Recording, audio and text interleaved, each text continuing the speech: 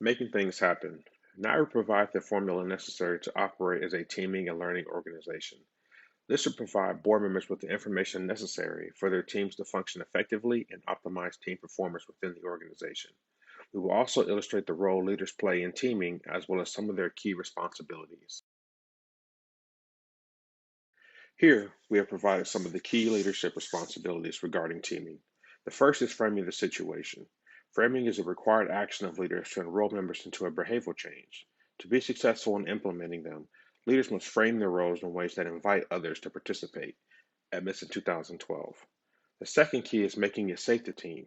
Psychologically safe environments give team members the confidence to speak up and provide necessary feedback. This stems from the ability of team members to trust and respect one another. Leaders are crucial for creating these environments. This encourages team members to learn from their failures. Edmondson 2012. This leads us to our next key responsibility of learning from failures. There are three activities leaders can utilize to learn from failure: detection, analysis, and experimentation. Detection is the ability to identify points of failure. When the problem has been detected, analysis can be completed to identify what happened and develop techniques for improvement. Edmondson 2012. Using the third activity of experimentation involves strategically producing failures for the sole purpose of identifying and learning from challenges and new failure modes. Finally, leaders must be responsible for overcoming boundaries. Teaming boundaries can include physical distance, status, which can be most challenging, that includes disparity diversity, and knowledge boundaries that describe the difference in experience in education. Edmondson 2012. To work across these boundaries, leaders must facilitate communication by framing a shared goal that motivates team members to overcome communication barriers. Second, leaders must show a willingness to ask questions and share information with members. And finally, leaders must provide a clear process or guidelines that help structure collaboration. Edmondson 2012. To remain competitive, organizations must continue to learn in order to find ways to improve and increase organizational effectiveness. Edmondson 2012. To assist you, we provided the winning formula that includes execution as learning. So this serves as a means of operating that allows the organization to learn as they go. It allows teams, departments, or the entire company to adjust, innovate, improvise while simultaneously delivering products and services. And then there's efficiency versus learning. So traditional management approaches are based on execution as efficiency, which entails the leader providing all of the answers while leaving little room for feedback and communication between the staff. Companies that utilize execution as learning, however, allow leaders to provide a sense of direction without exactly specifying how to get it done. Edmondson 2012. In this process, feedback is highly encouraged that in turn leads to problem solving and long-term value. Learning is achieved in cycles, and executionist learning illustrates this in four essential steps: diagnose, design, act, and reflection. Diagnosing entails assessing the situation, challenge, or problem facing the organization. Design involves developing specific plans of narrowing their options to a possible action. Acting is the shift from discussion to doing. This is key to track what's happening and record the results. Reflection is the analytical step. In this form of action-actor reviews or rigorous studies, the purpose is to provide a clear understanding of what worked and what didn't. Finally, continuous learning development is key. Continuous learning and development means learning isn't a one-time thing. The goal of this is to keep learning at all times and create an enterprise that's always learning and improving in order to excel in the marketplace. Hello, my name is Megan Cheek, and I will be discussing barriers to effective face-to-face teaming and the best practices to create a high-performing team. Edmondson describes a face-to-face team as an in-person established, fixed group of people cooperating in pursuit of a common goal. In 2012, Edmondson wrote that barriers for face-to-face teams are often social and cognitive. One of the biggest barriers to effective teaming is a lack of or unclear communication.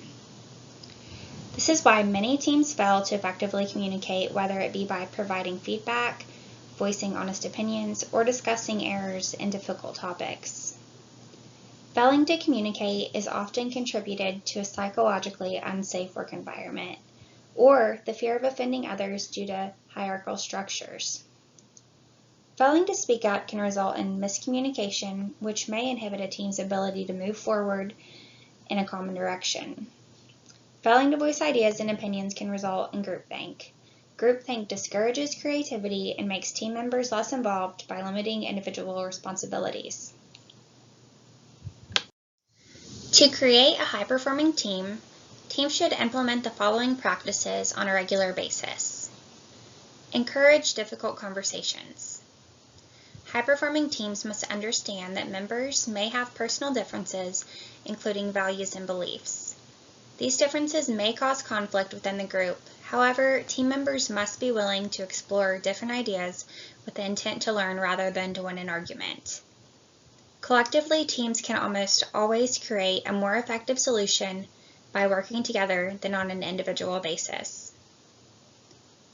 Secondly, promote psychological safety. Psychologically safe environments encourage team members to freely express themselves and ask questions without fear. Team members should share their thoughts, opinions, and concerns with one another and make it understood that it's essential to strengthen the team. Lastly, learn from your failures. High-performing teams do not fear failure. Instead, they utilize failing as a learning experience and the opportunity to reflect and improve. Learning from failure can be a difficult task, but effective teams understand that it's vital for teaming and organizational growth. Great job, Megan. Thank you so much. Hi, I'm Kelly Freeman, and I'm going to talk a little bit about virtual teams. Global companies with divisions and satellite offices around the world rely heavily on local expertise to know which products they should offer in which regions, how to market those products, and the local product guidelines and restrictions for each area. Fortunately, with the help of technology, regional offices can still work collaboratively, though, on virtual teams. In 2012, Edmondson described a virtual team as a group of individuals who, through the use of technology, work across physical and organizational boundaries. Just like face-to-face teams, though, virtual teams must confront unique barriers such as time, distance, and cultural differences, gaining the trust of other team members, sharing tacit knowledge, and organizational structures that unknowingly hinder team success. Finding a time when all team members are available to meet is hard enough when everyone works in the same building. So imagine how difficult it is to schedule a meeting when the members live on different continents. A lunch meeting for one team member is bound to be a midnight meeting for another. In addition to this time and distance, the space between them, when there's a multicultural element to the composition, it can be an even bigger barrier to success for virtual teams. In their 2013 article, Managing Multicultural Teams, Brett et al. State that there are 4 types of barriers to the success of multicultural teams: direct versus indirect communication, trouble with accents and fluency, differing attitudes towards hierarchy and authority, and conflicting norms for decision making. It can be another major barrier to the success of virtual teams because members often have an incomplete knowledge of one another. It can be hard to trust that someone you've never met can accomplish a given task, especially when you know nothing about their strengths or weaknesses. It's also difficult to share resources and strategies with another division when you can't trust that they will take credit for that solution themselves or use that information against you somehow. Another challenge in building trust is not knowing what information is worth sharing and what information is common knowledge. This taken for granted or tacit information is very easily missed in virtual teams, and withholding information that you didn't realize was worth sharing in the first place could be seen as sabotage by another division. It's also difficult for virtual team members to build trust when an organization promotes individual accomplishments above team performance. When a company emphasizes teamwork but the system guides and promotes individuals, it can be difficult to trust that your teammates will put the interests of the team above their own. The composition of a team can also present a problem when team members sense a hierarchy among themselves, rather than member equality. A hierarchy can reduce the willingness to speak up, admit mistakes, ask questions, and raise ideas. Trust can be another major barrier to the success for virtual teams because members often have an incomplete knowledge of one another. It can be hard to trust someone you've never met will accomplish a given task when you know nothing about their strengths and weaknesses. And it's difficult to share resources and strategies with another division when you can't trust that they will take credit for the solution themselves. Another challenge in building trust is not knowing what information is worth sharing and what information is common knowledge. This taken for granted or tacit information is easily missed in virtual teams. And it's difficult for virtual team members to build trust when the organization promotes individual accomplishments above team performance. When a company emphasizes teamwork but the system promotes individuals, it can be difficult to trust that your teammates will put the interest of their team above their own. And one last thing, the composition of a team can present a problem when team members sense a hierarchy rather than member equality. Absolute best practice for virtual teams is to meet face-to-face as often as possible. In their 2013 article, Kattu states that even well-structured virtual teams should have a launch meeting with everyone present, a face-to-face midpoint check-in, and a live debriefing. Coming together physically for a face-to-face meeting helps build trust and cultural awareness that is needed during collaboration.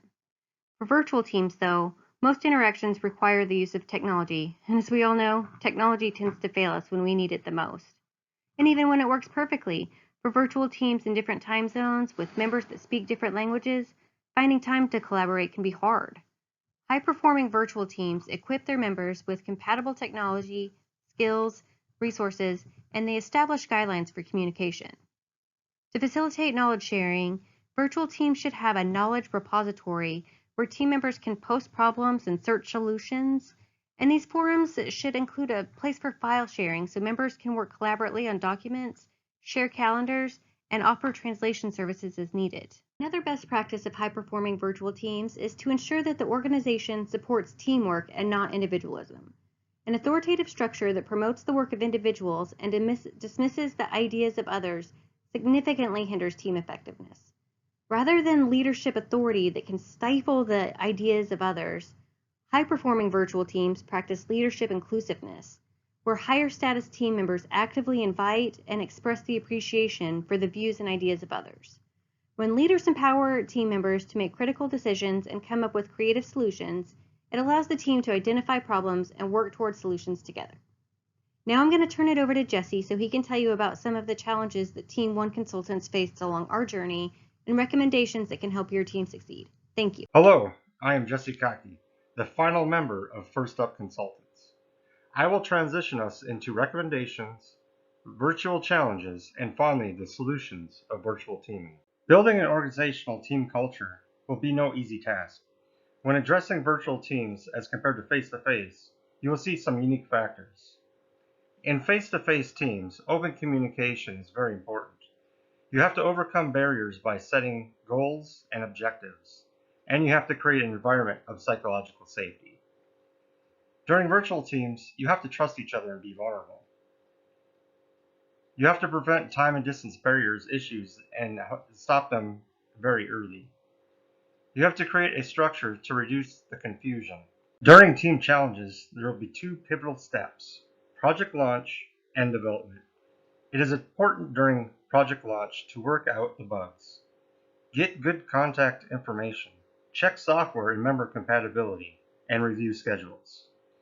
During the development phase, identify roles and responsibilities, the formats of the project, and foster good team dynamics. And finally, set the goals for your deadlines. When creating virtual team solutions, use as many modes of communication as possible. For instance, video Skype can be used to foster meetings. Nonverbal means can be cellular text and email. Online file sharing and discussion threads can help minimize confusion and get rid of outdated documents. Don't forget to be creative and experiment. It will bring innovation to the team. Our team would like to give a special thanks to Miss Amy Edmondson and her book on teaming, as well as the book HBR's 10 Must Reads by John Kedzerbach and Douglas Smith, and also the guidance from our professor, Dr. Daniels.